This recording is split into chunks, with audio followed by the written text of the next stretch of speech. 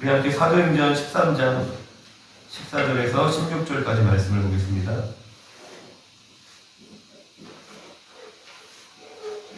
사도행전 13장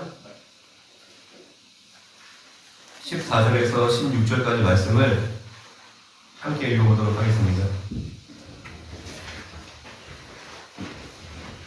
시작. 그들은 버가에서 더 나아가 피시디아 안디옥에 이르러 안식일에 회당에 들어가 앉으니라. 율법과 선지자의 글을 읽은 후에 회당장들이 사람을 보내어 물어 이르되, 형제들아, 만일 백성을 권할 말이 있거든 말하라 하니, 바울이 일어나 손짓하며 말하되, 이스라엘 사람들과 및 하나님을 경외하는 사람들아 들으라. 할렐루야. 아멘. 우리 앞뒤 좌우에 계신 성도님들과 사랑하고 축복합니다. 인사 나누겠습니다. 사랑하고 축복합니다. 네. 일하고 오셔서 다들 피곤하실 텐데 하나님께서 새 힘을 주시기를 기도하겠습니다.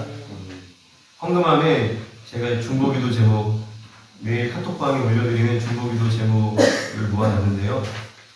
또 기도하실 때 필요하신 분들은 참고해 주시고, 또 나가실 때는 헌금함에 다시 올려주시고 또 나가시면 됩니다.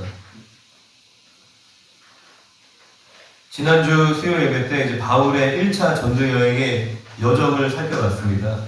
수리아 안디옥이라는 곳에서, 이제 안디옥 교회에서 바울과 바나바가 파송을 받았죠. 그리고 처음 도착한 곳이 구브로라는 섬입니다. 그 구브로라는 섬에 살란이라는 지역에서 서기오 바울이라는 총독을 전도하였고, 그리고 그 구브로 섬에서 이제 바보라는 지역으로 바보라는 지역에 이동해서 이제 서기오 바울을 전도하였습니다. 그리고 밤빌리아에 있는 버가라는 곳에 이동해서는 이 바나바의 조카 마가 요한이 다시 예루살렘으로 떠나는 그런 사건이 있었습니다. 그리고 이어서 이 비시디아 안디옥이라는 곳에 도착하여서 이 안디옥에 있는 회당에서 설교를 하였습니다. 처음 전도를 출발한 수리아 안디옥과 이 비시디아 안디옥은 다른 지역입니다. 오늘 읽었던 본문이 이제 바울이 오늘 읽었던 본문부터 이제 바울의 설교 내용이 쭉 나옵니다. 제가 17절부터 19절을 읽어드리겠습니다.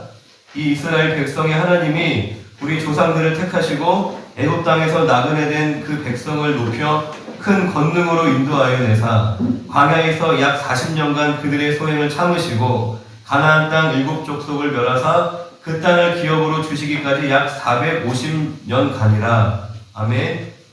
이 바울의 설교의 시작이 이스라엘 백성을 하나님이 택하셨다라는 이야기로 시작됩니다. 그리고 이 애굽 땅에서 나그네 된 이 이스라엘 백성을 애굽 땅에서 구원하시고 광야로 인도하셔서 40년간 훈련을 하신 이야기를 또 말합니다. 그리고 가나안 7족속을 멸하시고 그 땅을 기업으로 주셨다라는 이야기로 시작을 하는데, 바울이 이야기하고자 했던 것은 하나님의 긍휼과 자비를 이야기를 하고 싶었던 것입니다. 이 패역한 이스라엘을 오랫동안 참으시고 그들을 또한 끊임없이 용서하시고 가나안 땅까지 인도하신 하나님이십니다. 하나님께서는 이처럼 택한 자들을 어떤 일이 있어도 버리지 않으시고 끝까지 사랑하시는 하나님이신 줄로 믿습니다. 요한복음 13장 1절에 유월절 전에 예수께서 자기가 세상을 떠나 아버지께로 돌아가실 때가 이른 줄 아시고 세상에 있는 자기 사람들을 사랑하시되 끝까지 사랑하시니라. 아멘. 그리고 요한복음 10장 28절에 내가 그들에게 영생을 주노니 영원히 멸망하지 아니할 것이요 또 그들을 내 손에서 빼앗을 자가 없느니라. 아멘. 끝까지 사랑하신다. 그리고 그들을 내 손에서 빼앗을 자가 없을 것이다 라고 우리에게 말씀을 하십니다. 성도가 구원의 확신을 갖는 것은 매우 중요한 일입니다. 이 구원의 확신이라는 것은 어린아이가 부모님에 대한 그 사랑의 확신을 가지는 것과 마찬가지입니다. 나를 언제나 지지해 주시고 내 편이 되어 주시고 나를 사랑해 주시는 분이 계시다는 것은 마치 내 인생에 단단한 밧줄이 있는 것과 마찬가지입니다. 우리가 세상을 살다 보면 많은 풍파를 겪게 되죠. 내가 열심히 노력한 일이 실패로 끝날 수도 있고, 그리고 한순간에 실수로 인하여서 내가 많은 사람들이 내게 등지고 돌아서는 일이 벌어지기도 합니다. 그리고 가난이나 인간관계 문제가 찾아올 때도 있습니다. 그럴 때 우리의 삶이 마치 송두리째 흔들리는 것처럼 느껴지고 큰 좌절과 방황을 경험할 수도 있습니다. 그런데 누군가에게 많은 사랑을 받은 사람, 그 사랑을 받고 있는 사람은 그 어려움 가운데 넉넉히 일어나게 되는 줄로 믿습니다. 심지어 풍파가 와도 끄떡없이 흔들리지 않는 그 삶을 누리게 되는 줄로 믿습니다. 이 구원의 확신은 하나님의 사랑에 대한 확신입니다. 나를 결코 버리지도 떠나지도 아니하시는 이 하나님의 사랑에 대한 확신이 있을 때에 우리는 비로소 하나님과의 친밀함을 누릴 수 있는 것입니다. 나를 언제든지 버리실 수도 있는 하나님이시라면 그분 앞에 내 마음이 편할 날이 없겠죠. 그분 앞에 서기만 하면 긴장하게 되고 또 눈치를 보게 될 것입니다. 그런데 하나님의 자녀라면 설령 내가 잘못된 길을 가더라도 하나님께서 나를 끝까지 포기하지 아니하시고 나를 징계해서라도 돌아오게 하실 것을 믿는 그 믿음을 가져야 하는 줄로 믿습니다. 그런데 구원받지 않은 사람이 구원의 확신을 가지는 것은 우리가 매우 조심해야 합니다.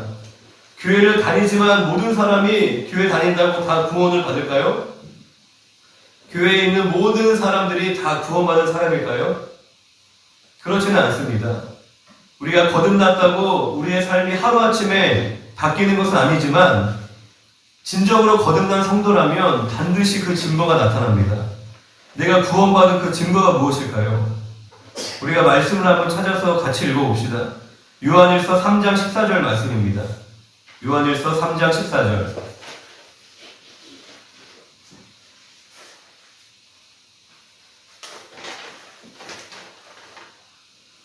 요한일서 3장 14절입니다. 함께 읽겠습니다. 시작. 우리는 형제를 사랑함으로 사망에서 옮겨 생명으로 들어간 줄을 알거니와 사랑하지 아니하는 자는 사망에 머물러 있느니라. 할렐루야.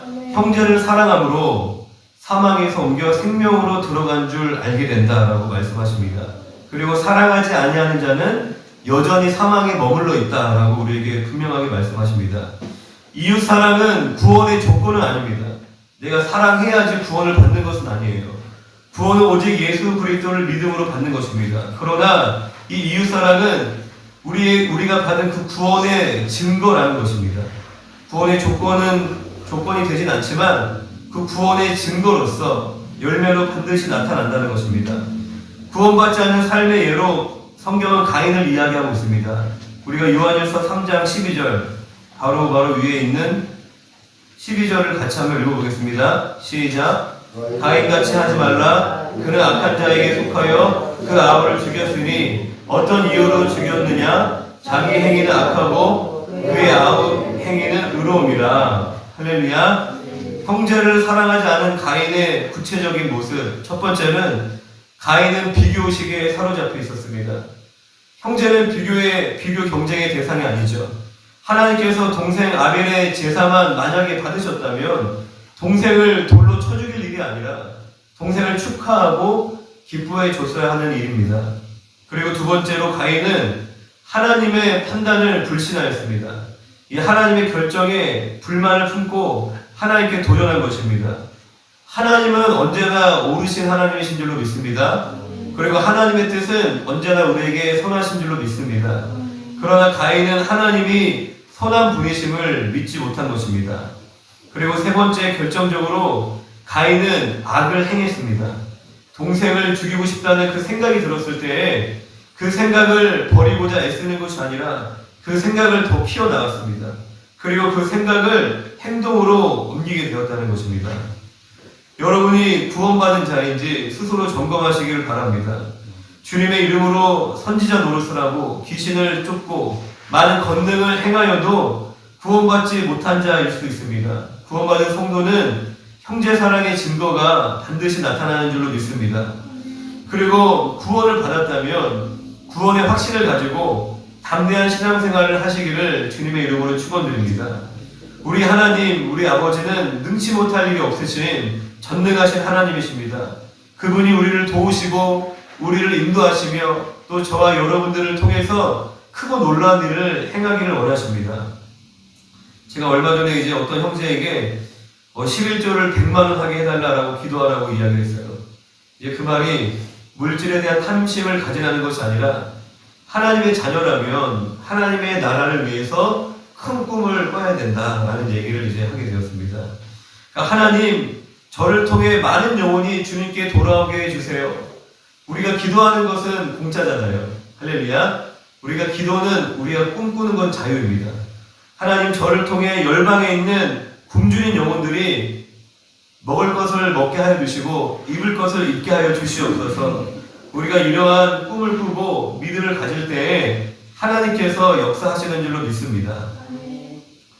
그리고 이어지는 본문 사도행전 13장 20절 21절은 이제 사사시대 말기에 왕을 요구하여서 하나님께서 사울왕을 세워주셨는데 그가 40년 만에 폐위가 되었고 하나님께서 세운 그 다윗은 하나님의 마음에 합한 왕이었다라는 이야기를 바울이 이어갑니다. 그리고 이어지는 22절, 23절은 이 다윗의 자손에서 이스라엘의 구주가 나셨는데 그가 본 예수님임을 또 바울이 이야기합니다. 그리고 24절, 25절은 하나님께서 그리스도, 이 예수 그리스도 메시아를 이 땅에 보내기 앞서서 세례 요한을 보내셔서 세례 요한을 통해서 회개의 세례를 베풀게 하셨음을 또 이야기합니다. 이렇게 예수 그리스도가 이 땅에 오시기까지의 역사를 사도 바울이 간략하게 소개를 하였습니다. 그리고 26절부터는 본격적으로 사도 바울이 구원의 메시지를 전합니다. 그 핵심 내용은 간단하게 이야기해서 예수 그리스도의 죽음과 부활을 사도 바울이 증거를 합니다. 우리는 아담으로부터 온 원죄로 인해서 죽을 운명에 놓였습니다. 그런데 예수 그리스도께서 우리의 죄를 대신해서 십자가에서 죽으시고 부활하셨습니다. 그분의 놀라운 희생으로 인해 우리는 죄를 용서받고 사탄의 권세에서 해방되며 영원한 생명을 얻게 된 줄로 믿습니다. 이 십자가의 복음이 바로 하나님의 사랑의 확증이다라고 성경은 이야기하고 있습니다. 이 복음을 날마다 찬양하며 감사하는 우리 사랑하는 성도님들이 되시기를 주님의 이름으로 부탁드립니다. 그런데 여기까지만 이야기하면 사실 반쪽짜리 복음입니다. 이 십자가에서 죽으신 분은 예수님만이 아니라 또 있습니다. 예수 그리스도를 믿는 저와 여러분도 이 십자가에서 죽음에 넘겨진 줄로 믿습니다. 우리가 말씀을 좀 찾아서 읽어볼 텐데 로마서 6장 4절을 같이 한번 봅시다. 로마서 6장 4절.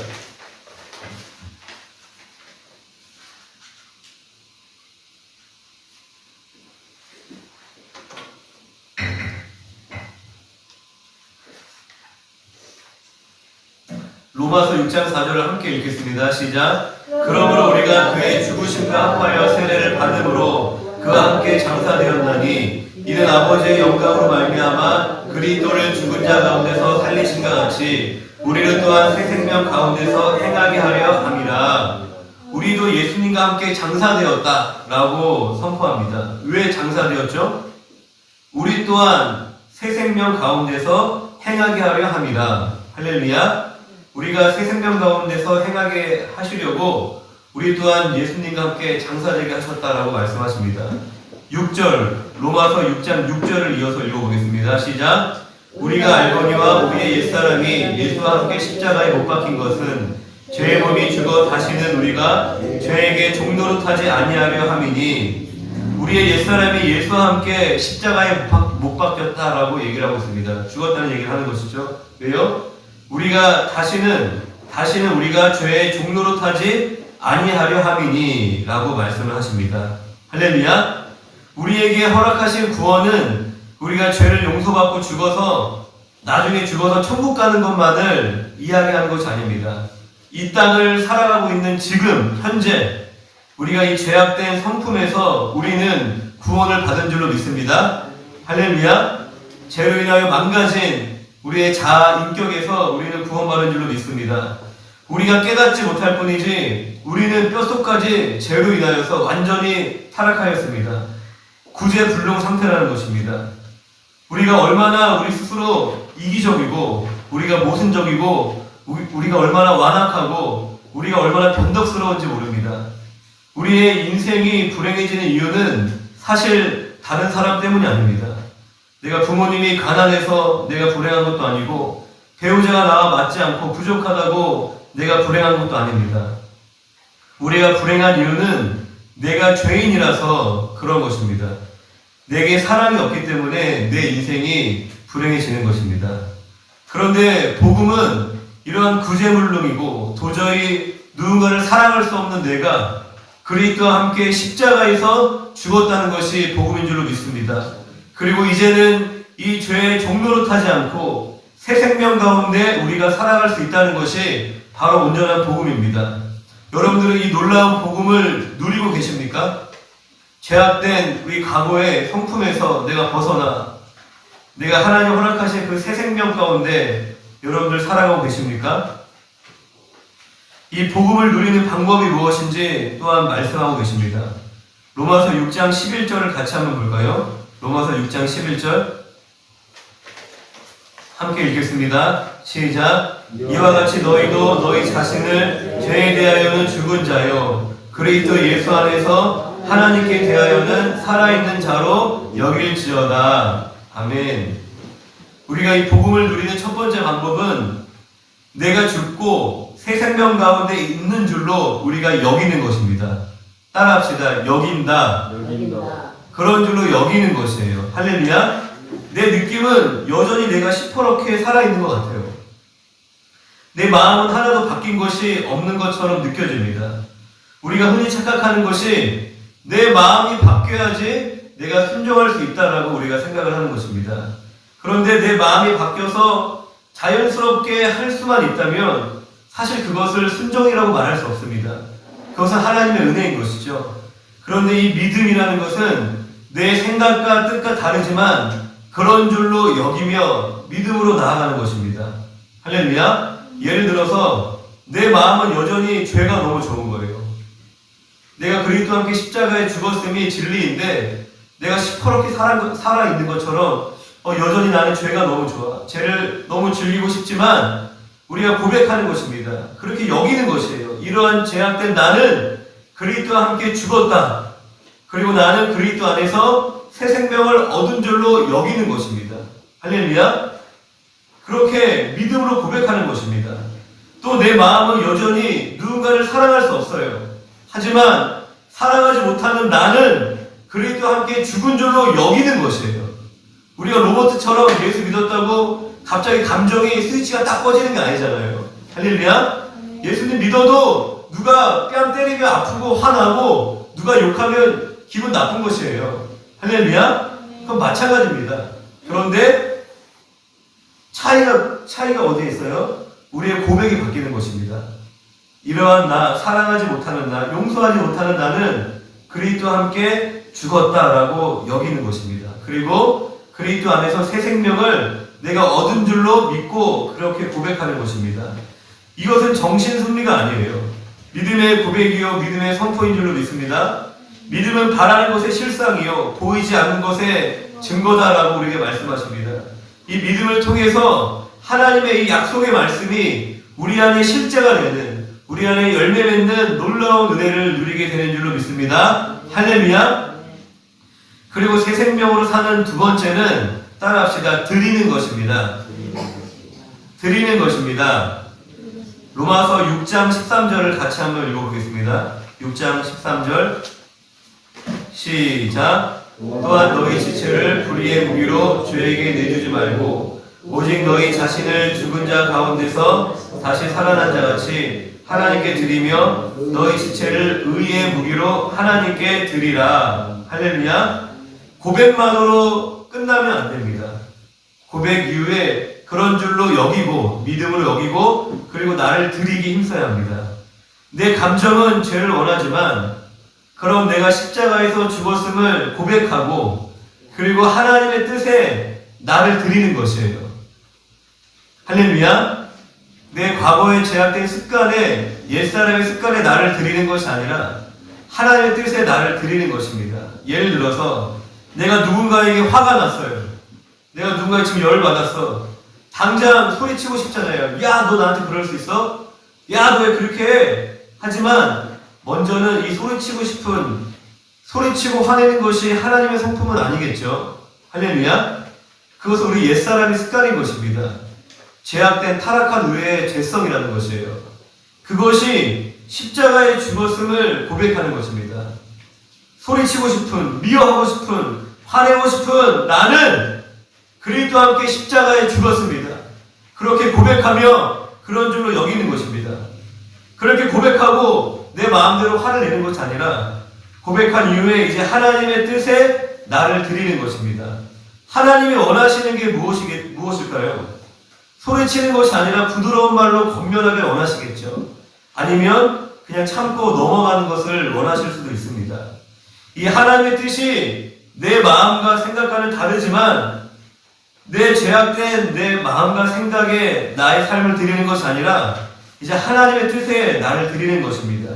그것이 우리가 새 생명 가운데 행하는 것이에요. 할렐루야. 우리의 생각 속에서도 우리가 때때로 누군가를 판단하고 생각으로 누군가를 비방하고 생각으로 누군가를 욕하고 시기 질투하고 싶을 때가 있잖아요. 그럴 때 없나요, 여러분들? 할렐루야. 내일 새벽 예배 나오시려고 지금 그냥 쉬고 계신 것 같아요. 저는 그럴 때가 참 많아요. 여러 가지 생각들, 사탄 마귀가 우리에게 생각을 막 줍니다. 가룟 유다에게 예수를 팔 생각을 넣어준 것처럼 우리에게 악한 생각들을 사탄 마귀가 넣어줄 때가 참 많이 있습니다. 그런데 그 생각을 내가 아멘하고 붙잡고 그 생각을 따라가는 것이 아니라 그러한 이 악한 생각을 품는 이 생각을 따르려 하는 나는 십자가에 죽었음을 고백하는 것입니다. 시기 질투하는, 미워하는, 불평, 불만하는, 거역하는, 불순종하는, 원망하는 나는 그리스도와 함께 십자가에 죽었습니다. 그렇게 여기는 것입니다. 할렐루야. 그리고 하나님의 뜻에 나를 드리는 것이에요. 하나님 원하시는 게 뭐겠어요? 내 악한 마음을 회개하고 그 사람을 도리어 축복하는 것이에요. 미운 사람이 있어 그 사람을 축복하는 거예요. 하나님 그 사람을 축복합니다. 그게 어떻게 우리의 인격으로 돼요? 우리의 감정으로 돼요? 안 됩니다. 안 돼요. 내 뺨을 때렸는데 어떻게 돌려대요? 내 겉옷을 벗겨봤는데 어떻게 속옷까지 벗어줘요? 그거 안 돼요. 정신병자 아닌 이상. 믿음으로만 가능한 것이에요. 믿음으로만. 할렐루야. 그것이 바로 우리가 새 생명 가운데 행하는 것이라는 겁니다. 이것이 죽음과 부활, 바로 십자가의 신앙입니다. 오늘은 비시디아 안디옥 회당에서 바울이 전했던 설교를 통해서 하나님의 사랑과 그 하나님의 사랑의 절정인 이 십자가의 복음을 살펴보았습니다. 우리가 즐겨 부르는 찬송의 가사와 같이 날 사랑하심, 날 사랑하심 어디에 쓰여져 있죠? 성경에 쓰여져 있습니다. 우리가 말씀을 통해서 이 하나님의 긍휼과 자비를 깨닫는 사랑하는 성도님들이 되시기를 바랍니다. 그리고 예수 그리스도께서 죽으신 그 십자가는 우리에게 영원한 생명을 주셨을 뿐만 아니라 우리의 인격을 새롭게 하시는 십자가임을 기억하시는 우리 사랑하는 모든 믿음의 성도님들이 되시기를 주님의 이름으로 축원드립니다.